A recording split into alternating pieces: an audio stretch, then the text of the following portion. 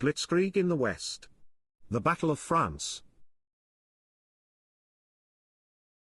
The Battle of France in 1940 stands as a defining moment in the Second World War, demonstrating the devastating effectiveness of Germany's Blitzkrieg tactics and marking a critical turning point in the conflict. This campaign, which unfolded between May and June 1940, not only resulted in the rapid defeat of France and its allies but also reshaped the geopolitical landscape of Europe. It revealed the weaknesses in traditional military strategies and the consequences of underestimating the transformative power of mechanized warfare. At the heart of the Battle of France lay the contrasting strategies of the Axis and Allied forces. Germany, under the command of Adolf Hitler and his military high command, sought to replicate the swift and decisive victories it had achieved in Poland in 1939. The Blitzkrieg approach was central to this goal, relying on speed, coordination, and concentrated force. This involved the combined use of tanks, aircraft, and infantry to overwhelm enemy defenses and create chaos behind enemy lines. For the Allies, which included France, Britain, and Belgium, the strategy was largely defensive. France placed great faith in the Maginot Line, a series of fortifications along its border with Germany, as a deterrent against invasion. Germany's invasion plan, known as Fall Gelb or Case Yellow, exploited Allied expectations. While the Allies anticipated a repeat of Germany's World War I strategy of attacking through Belgium, the Germans devised a more audacious plan. They launched a diversionary attack through Belgium and the Netherlands, drawing the bulk of the Allied forces northward. Simultaneously, the main German thrust, led by General Heinz Guderian's panzer divisions, moved through the Ardennes forest, a region considered impassable for large-scale armored operations. This surprise maneuver bypassed the Maginot Line and exposed the French defenses to a devastating flanking attack. The speed and precision of the German advance left the Allies reeling. By mid-May, German forces had crossed the Meuse River and broken through French lines, creating a path to the English Channel. The British Expeditionary Force, the BEF, and a significant portion of the French army were trapped in Belgium and northern France. The encirclement culminated in the evacuation at Dunkirk, where over 300,000 Allied troops were rescued by a hastily assembled fleet of naval and civilian vessels. While the Dunkirk evacuation was hailed as a remarkable feat, it also signaled the collapse of Allied resistance in northern France. The German campaign then shifted to the conquest of the remainder of France. In Operation Fall Rot, Case Red, German forces pushed southward, encountering only sporadic resistance. Paris fell on June 14, 1940, and by June 22, France signed an armistice, effectively ending the campaign. The armistice divided France into an occupied zone controlled by Germany and an unoccupied zone governed by the Vichy regime, a collaborationist government under Marshal Philippe Pétain.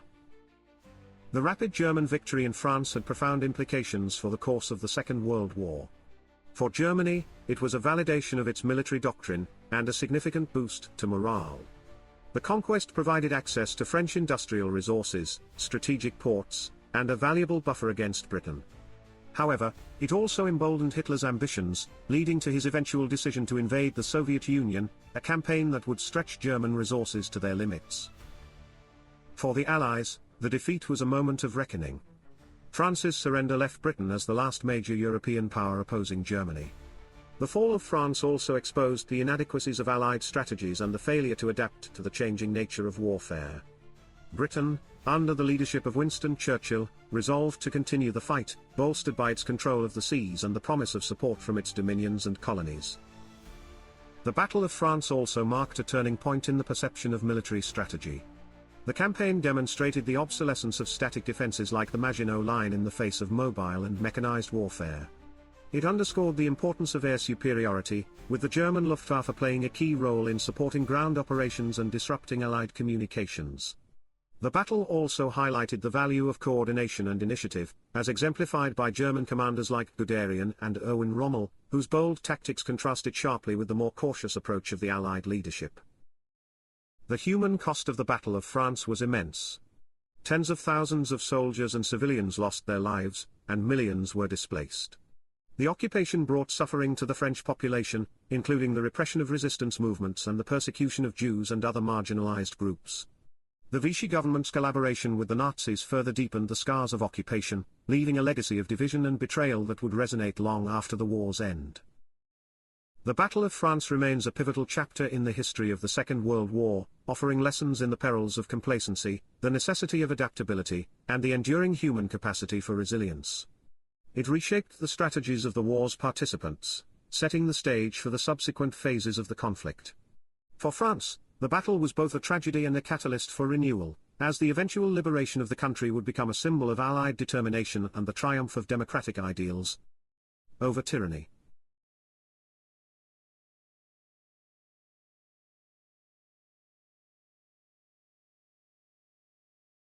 Defiance in the skies. The Battle of Britain. The Battle of Britain was a pivotal campaign during the Second World War, representing both a turning point in the conflict and a testament to the resilience of the United Kingdom in the face of seemingly insurmountable odds. Between July and October 1940, the Royal Air Force, the RAF, engaged in a fierce struggle to repel the German Luftwaffe's attempts to establish air superiority over southern England. The stakes were monumental. A German victory would have paved the way for Operation Sea Lion, Adolf Hitler's planned invasion of the British Isles. However, the RAF's success not only thwarted the invasion but also bolstered Allied morale, and demonstrated the critical importance of air power in modern warfare. Following the rapid German victories in Poland and Western Europe, Britain found itself isolated, with its military forces largely diminished after the Dunkirk evacuation.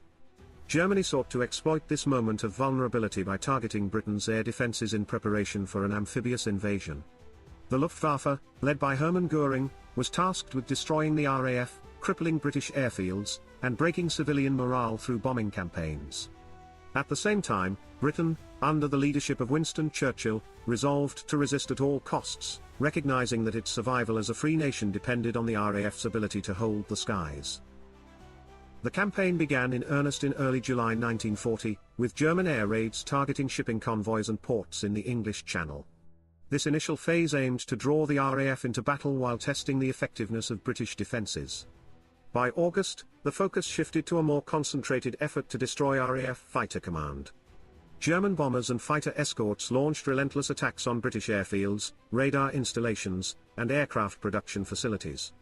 Despite suffering heavy losses, the RAF maintained its operational capability, thanks in part to the strategic foresight of Air Chief Marshal Hugh Dowding, and the innovative use of radar technology. Radar played a transformative role in the Battle of Britain, giving the RAF a significant advantage in detecting and intercepting incoming German raids. The Dowding system, a network of radar stations and ground-based control centres, allowed British fighter squadrons to be deployed efficiently, and with minimal wastage of resources. This integration of technology and strategy enabled the RAF to punch above its weight, countering the numerical superiority of the Luftwaffe. The RAF's pilots, often referred to as the Few, after Churchill's famous speech, were a diverse group, drawn from Britain, the Commonwealth, and occupied European nations. Their courage and skill were crucial in repelling the Luftwaffe's attacks. Flying iconic aircraft such as the Supermarine Spitfire and the Hawker Hurricane, these pilots engaged in dogfights that tested their stamina and resolve. The toll on both sides was immense, with many young lives lost in the fierce aerial battles. The Luftwaffe's strategy, however, was not without flaws. Overconfidence, logistical challenges, and shifting objectives undermined its effectiveness. A critical turning point came in early September 1940, when the Germans redirected their efforts toward bombing major British cities in what became known as the Blitz. This shift was partly in response to a British bombing raid on Berlin and partly a result of Göring's belief that targeting civilians would break Britain's will to fight. While the Blitz caused widespread destruction and significant loss of life, it allowed the RAF to recover and rebuild its airfields and infrastructure. The Battle of Britain reached its climax in late September, when the Luftwaffe launched massive raids in a final attempt to achieve air superiority. On September 15, now celebrated as Battle of Britain Day, the RAF successfully repelled 2 large-scale German attacks, inflicting heavy losses on the Luftwaffe. This failure marked the beginning of the end for Germany's campaign, and by October, Hitler postponed Operation Sea Lion indefinitely. The Luftwaffe's inability to neutralize the RAF forced Germany to abandon its plans for an invasion, shifting its focus instead to the Eastern Front, and the invasion of the Soviet Union. The consequences of the Battle of Britain were profound. For Britain, it was a moment of national triumph, showcasing the resolve and unity of its people in the face of adversity. The RAF's victory ensured Britain's survival as a base of operations for the Allied war effort and a launching point for the eventual liberation of Europe. It also marked the first major defeat for Germany, challenging the myth of Nazi invincibility, and providing a crucial morale boost for the Allies. The battle also underscored the strategic importance of air power in modern warfare. It demonstrated that control of the skies could determine the outcome of a campaign, shaping military doctrines for decades to come. The development and deployment of radar, the emphasis on fighter production, and the integration of air defense systems were lessons that resonated throughout the Second World War and beyond. The human cost of the Battle of Britain was significant. Thousands of lives were lost, both among the combatants and the civilian population targeted during the Blitz.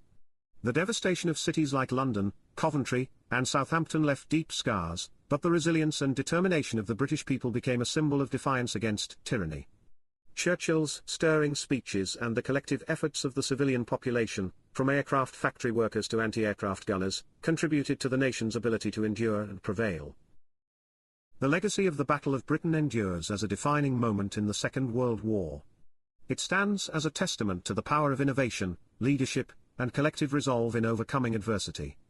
The bravery of the few and the resilience of the British people serve as enduring reminders of the sacrifices made to defend freedom and democracy. As the first major campaign fought entirely in the air, the Battle of Britain also marked a turning point in the evolution of warfare, highlighting the critical role of air power in shaping the outcomes of conflicts.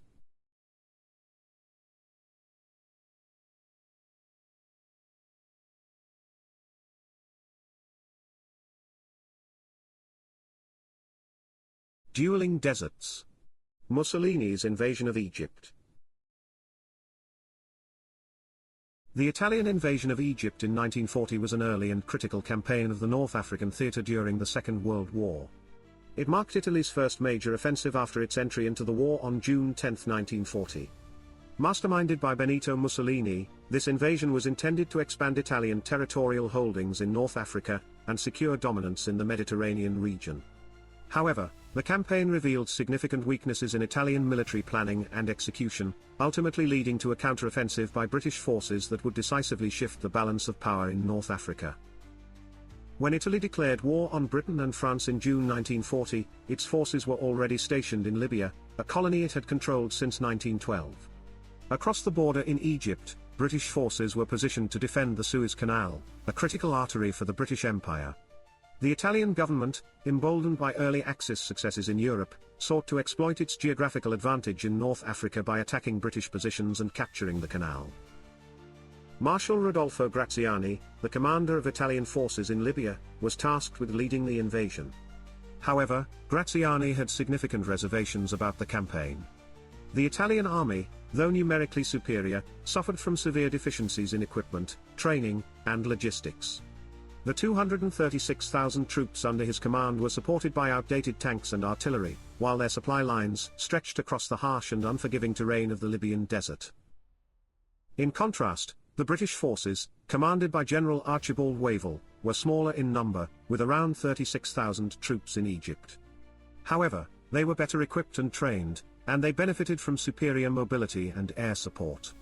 The British also had a robust defensive position near Mersa Matruh, an important coastal city in western Egypt. The Italian invasion began on September 13, 1940, with a cautious advance into Egypt. Graziani's troops crossed the border and occupied the town of Sidi Barrani, approximately 95 kilometers inside Egyptian territory. Instead of pressing forward to exploit their initial success, the Italians halted to establish defensive positions, building a series of fortified camps. This decision stemmed from Graziani's logistical concerns and his reluctance to risk overextending his forces in the face of potential British counterattacks. The pause at Sidi Barrani proved to be a critical mistake. While the Italians fortified their positions, the British took the opportunity to regroup and plan a counteroffensive. Operation Compass, launched on December 9, 1940, aimed to exploit the dispersed Italian defences and turn their initial advance into a strategic disaster. The British employed a strategy of surprise and mobility, utilising mechanised infantry, tanks, and artillery to outmaneuver and overwhelm the Italians. The success of Operation Compass far exceeded British expectations. By February 1941, British and Commonwealth forces had advanced deep into Libya, capturing key cities such as Tobruk and Benghazi. The Italians suffered devastating losses, with over 130,000 soldiers captured and vast quantities of materiel destroyed or abandoned. The campaign also dealt a severe blow to Italian morale and Mussolini's ambitions in North Africa. The failure of the Italian invasion of Egypt highlighted several critical weaknesses in Italy's military strategy and capabilities. The campaign suffered from poor planning, inadequate logistical support, and a lack of coordination between different branches of the Italian armed forces. Graziani's cautious approach, while understandable given the limitations of his forces, allowed the British to seize the initiative and turn the tide of the campaign. The consequences of the Italian defeat were far-reaching. Germany, recognizing the strategic importance of North Africa, intervened to support its Axis partner. In February 1941, the German Afrika Korps, led by General Erwin Rommel, arrived in Libya, setting the stage for a protracted and brutal campaign in the desert. The North African theater would become a key battleground of the Second World War, drawing significant resources and attention from both the Axis and Allied powers. In hindsight, the Italian invasion of Egypt in 1940 serves as a case study in the challenges of military strategy and execution in a resource-limited and harsh environment. It underscores the importance of logistics, mobility, and adaptability in desert warfare. The campaign also highlights the interplay between political ambitions and military realities, as Mussolini's desire for territorial expansion outstripped Italy's capacity to achieve its objectives. The invasion's legacy is one of both failure and resilience. While the initial Italian offensive ended in disaster, the campaign catalyzed a broader conflict in North Africa that would see some of the most iconic battles of the Second World War, including El Alamein, and the eventual Allied victory in the region. The lessons learned from the Italian invasion and its aftermath continue to inform military strategies and the study of wartime decision-making.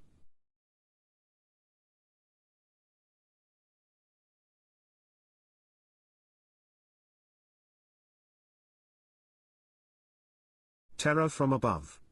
The Blitz. The Blitz, a German bombing campaign against the United Kingdom during the Second World War, remains one of the most defining and harrowing chapters of the conflict. From September 1940 to May 1941, the Luftwaffe, Germany's air force, unleashed a sustained series of aerial attacks aimed at devastating Britain's cities, crippling its industrial capacity, and breaking the morale of its people. The campaign was a significant escalation in warfare, targeting civilian populations on an unprecedented scale. Yet, despite the widespread destruction and suffering, the Blitz became a testament to British resilience, unity, and determination in the face of relentless adversity. In July 1940, after the fall of France, Germany turned its focus to Britain. Adolf Hitler and his military leaders believed that by eliminating Britain's air defenses and damaging its infrastructure, they could force the country into submission or create the conditions for a successful invasion. The Luftwaffe launched concentrated attacks on RAF airfields, radar installations, and other military targets. However, the RAF's ability to withstand these assaults and inflict heavy losses on German aircraft disrupted the Luftwaffe's strategy. In response to RAF bombing raids on Berlin in late August 1940, Hitler ordered a shift in focus. Instead of military installations, the Luftwaffe would target Britain's cities and civilians. This marked the beginning of the Blitz. The first major raid occurred on September 7, 1940, when German bombers attacked London in broad daylight. Over 300 bombers, escorted by fighter aircraft, dropped thousands of bombs on the east end of the city, targeting docks, warehouses, and residential neighborhoods. The raid caused widespread devastation and marked the start of a prolonged and grueling campaign. For 57 consecutive nights, London came under sustained bombardment, with fires raging across the cityscape and entire districts reduced to rubble. The capital became the focal point of the Blitz, but the campaign soon spread to other major cities, including Coventry, Birmingham, Liverpool, Manchester, Bristol, and Southampton. Industrial centres, ports, and transportation hubs became primary targets, reflecting Germany's intention to disrupt Britain's war production and economic activity. The Luftwaffe employed a range of tactics to maximize destruction. Bombers flew in coordinated waves, dropping high-explosive bombs to destroy infrastructure and incendiary bombs to start fires that spread rapidly in urban areas. Cities like London and Coventry, with their dense housing and industrial complexes, were particularly vulnerable to these attacks. The raid on Coventry in November 1940 became infamous for its ferocity, as the Luftwaffe devastated the city centre, destroying the historic Coventry Cathedral and killing hundreds of civilians. The term Coventration emerged to describe the deliberate targeting and destruction of cities, symbolizing the extent of German aggression. The human cost of the Blitz was staggering. Tens of thousands of civilians lost their lives, and many more were injured. Entire neighborhoods were obliterated, leaving millions homeless or displaced. Families were forced to seek shelter in basements, underground stations, and public shelters as bombs rained down from the skies. In London, the underground railway system became a lifeline for thousands of civilians, providing relative safety during the nightly raids. Despite the horrors of the bombings, the British people displayed remarkable resilience. The government, led by Prime Minister Winston Churchill, worked tirelessly to maintain morale through effective propaganda and speeches that emphasized unity, courage, and defiance. Churchill's famous declaration, "We shall never surrender," became a rallying cry for the nation. The Blitz also exposed the challenges of civil defense in modern warfare. Authorities implemented blackout measures to make it harder for German bombers to identify targets, while the use of anti-aircraft guns and fighter aircraft provided some protection. The introduction of early warning radar systems, combined with intelligence from the code-breaking efforts at Bletchley Park, helped the RAF intercept German bombers more effectively. However, the scale and persistence of the Luftwaffe's attacks meant that no city was completely safe, and civilian casualties continued to rise. The psychological impact of the Blitz was profound, but it failed to achieve Germany's objectives. Rather than breaking British morale, the bombings seemed to strengthen the resolve of the population. Communities came together to rebuild their homes, support the injured, and maintain a semblance of normalcy amid the destruction. The Blitz spirit became a defining feature of Britain's response to the campaign, symbolizing the ability to endure hardship and resist tyranny. By May 1941, the Blitz began to wane as Germany shifted its focus to the invasion of the Soviet Union. The Luftwaffe had failed to destroy Britain's industrial capacity or bring the nation to its knees. Although significant damage had been inflicted, Britain's war production continued, and the RAF remained a formidable force. The Blitz demonstrated that strategic bombing alone was insufficient to win a war, particularly against a determined and resilient opponent. The legacy of the Blitz extends far beyond the Second World War. It marked a turning point in the use of aerial warfare, highlighting the devastating potential of targeting civilian populations. The campaign foreshadowed the even greater destruction that would come with later bombing campaigns, such as the Allied raids on German cities and the atomic bombings of Hiroshima and Nagasaki. The Blitz also reshaped Britain's urban landscape, as post-war reconstruction efforts sought to rebuild and modernize cities devastated by the bombings. For the people who lived through the Blitz, the experience left an indelible mark. Stories of survival, loss, and courage became part of the national narrative, reinforcing a sense of collective identity and pride. The sacrifices made during the campaign are remembered as a testament to the strength of the human spirit in the face of unimaginable hardship. The Blitz was a defining moment in the Second World War, a campaign that tested the resolve of an entire nation and demonstrated the horrors of modern aerial warfare. While Germany sought to crush Britain through fear and destruction, the British people responded with unity, resilience, and determination. The failure of the Luftwaffe to achieve its objectives marked a significant victory for Britain and underscored the limits of strategic bombing as a tool of war. The memory of the Blitz endures as a symbol of resistance and hope, a reminder of the sacrifices made by those who lived, fought, and rebuilt in the shadow of destruction.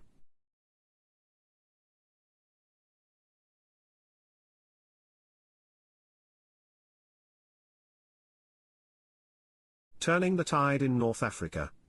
Operation Compass. Operation Compass, conducted from December 1940 to February 1941 during the Second World War, marked the first major Allied military success in the North African theatre. This ambitious offensive was launched by British and Commonwealth forces against Italian troops in Egypt and Libya. Despite being vastly outnumbered, the Allies achieved a stunning and decisive victory, capturing vast stretches of territory, thousands of prisoners, and large amounts of equipment. The operation was a masterclass in tactical ingenuity, and demonstrated the importance of mobility, surprise, and leadership in desert warfare. It also set the stage for the prolonged struggle in North Africa, where the harsh environment and logistical challenges would shape the strategies of both the Allies and the Axis powers. By mid-1940, the North African campaign had become an important theatre in the Second World War. Italy's entry into the conflict in June 1940, under Benito Mussolini, added a new dimension to the war, as Mussolini sought to expand his colonial empire and achieve dominance in the Mediterranean. Italian forces stationed in Libya posed a direct threat to Egypt, a British protectorate and home to the vital Suez Canal, which provided a crucial link to British territories in Asia and the Middle East. In September 1940, Italian Marshal Rodolfo Graziani launched an invasion of Egypt, advancing to the coastal town of Sidi Barrani, where his forces halted to consolidate their position. Graziani's invasion, while numerically impressive, revealed significant weaknesses in Italian military capabilities. The Italian army, though large, suffered from poor leadership, outdated equipment, and a lack of coordination.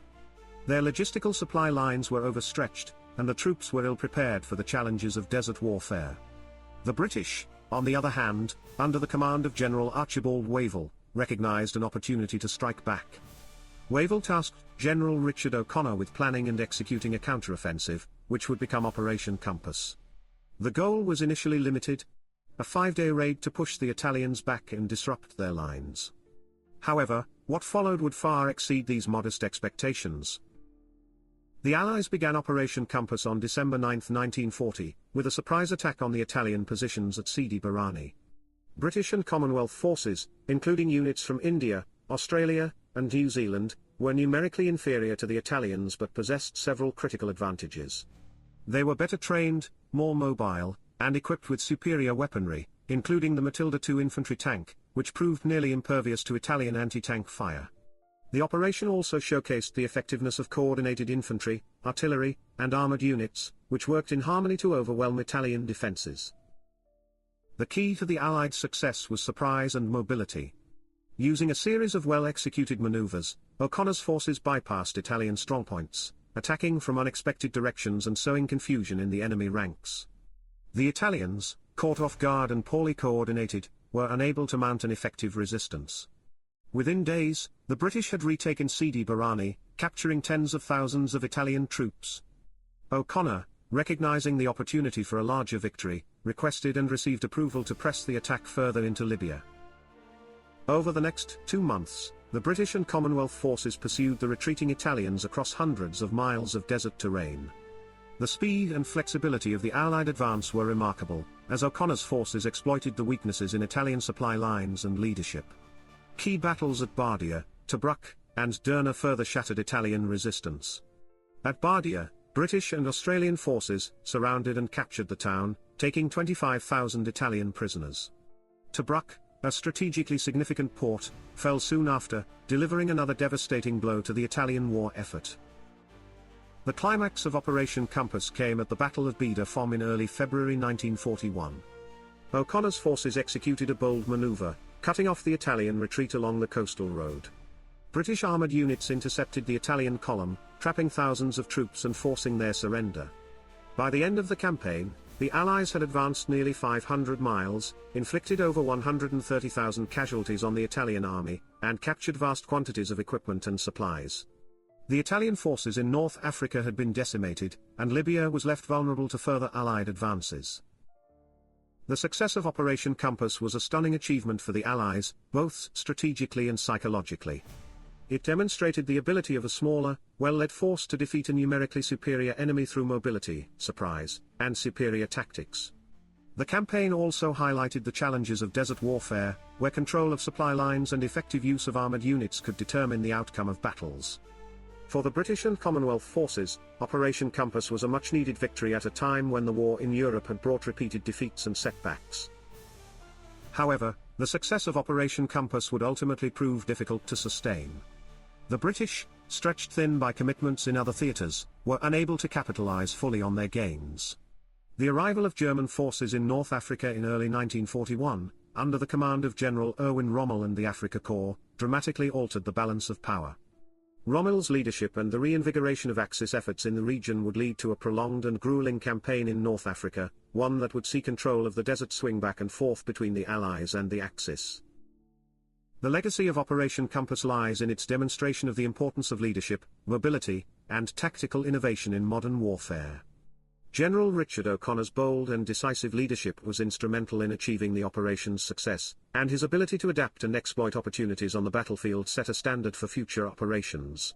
The campaign also underscored the limitations of the Italian military and exposed the vulnerabilities that would plague Axis forces in North Africa throughout the war.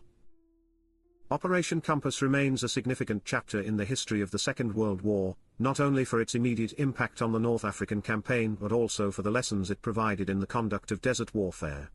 The ability of the British and Commonwealth forces to achieve such a decisive victory against overwhelming odds highlighted the importance of innovation, coordination, and adaptability in overcoming logistical and numerical challenges. Although the Axis powers would soon recover and regroup, the success of Operation Compass marked a crucial moment of Allied triumph and a harbinger of the eventual defeat of Axis ambitions in North Africa.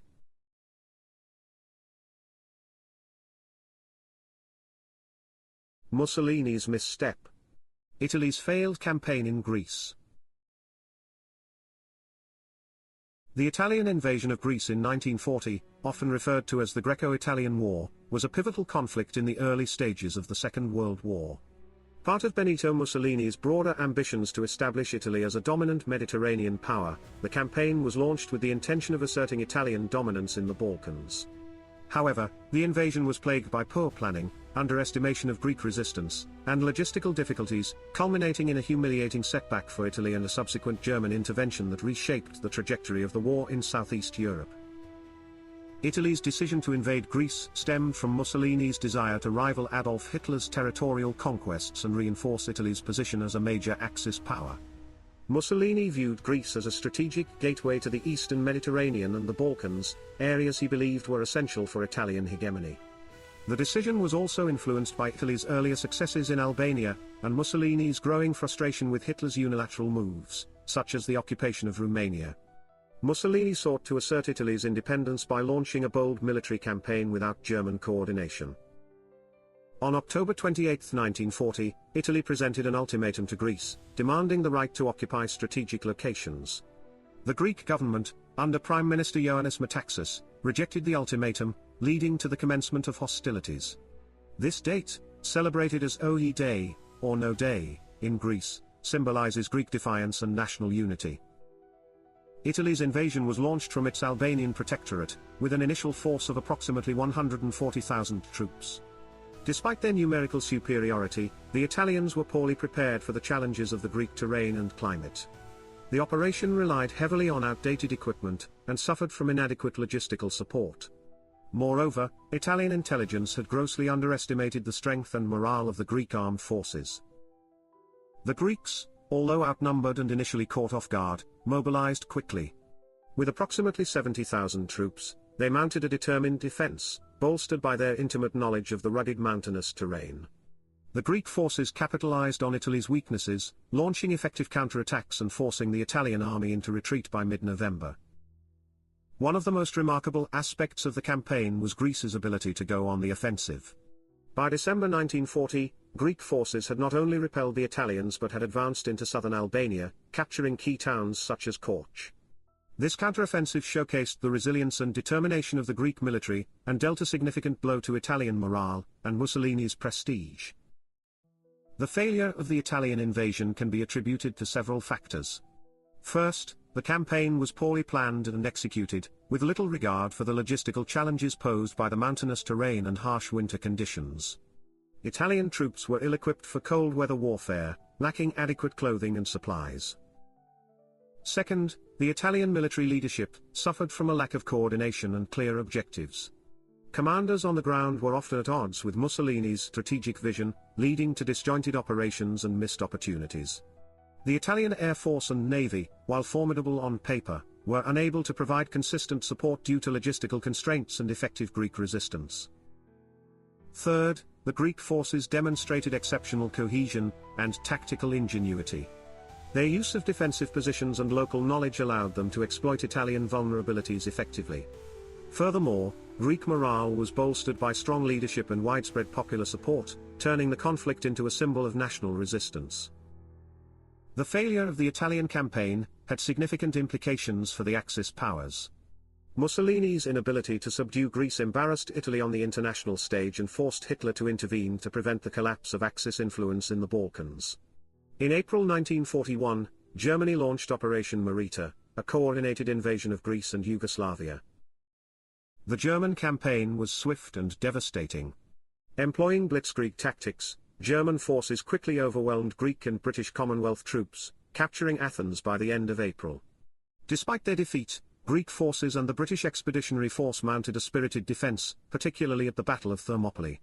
The fall of Greece led to a 3-year occupation by Axis forces, marked by significant suffering for the Greek population.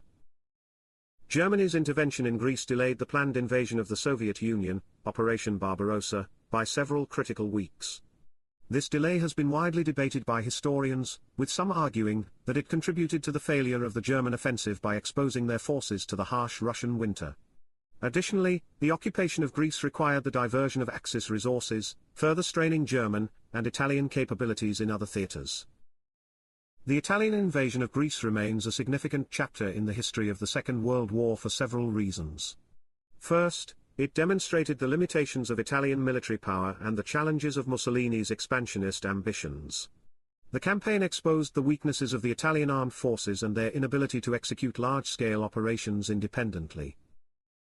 Second, the Greek resistance during the war became a source of national pride and an enduring symbol of defiance against tyranny. The campaign's success in repelling the initial Italian invasion inspired Allied propaganda, and bolstered the morale of occupied nations. Greece's role in the war underscored the importance of small nations in shaping the broader course of the conflict. Finally, the invasion highlighted the complexities and interdependencies of Axis strategy. Mussolini's unilateral decision to invade Greece strained relations with Germany and forced Hitler to allocate resources to the Balkans, altering the dynamics of the war in Europe. The campaign also underscored the importance of preparation, coordination, and adaptability in modern warfare. The Italian invasion of Greece in 1940 was a bold but poorly executed campaign that ultimately backfired, leading to a humiliating retreat and necessitating German intervention. The conflict revealed the resilience and determination of the Greek people, whose defiance against overwhelming odds became a rallying cry for resistance movements across Europe. It also demonstrated the strategic missteps and overreach of Mussolini's regime, which undermined Italy's role in the Axis alliance. As a pivotal moment in the Second World War, the Greco-Italian War continues to be studied for its lessons on strategy, leadership, and the human cost of conflict.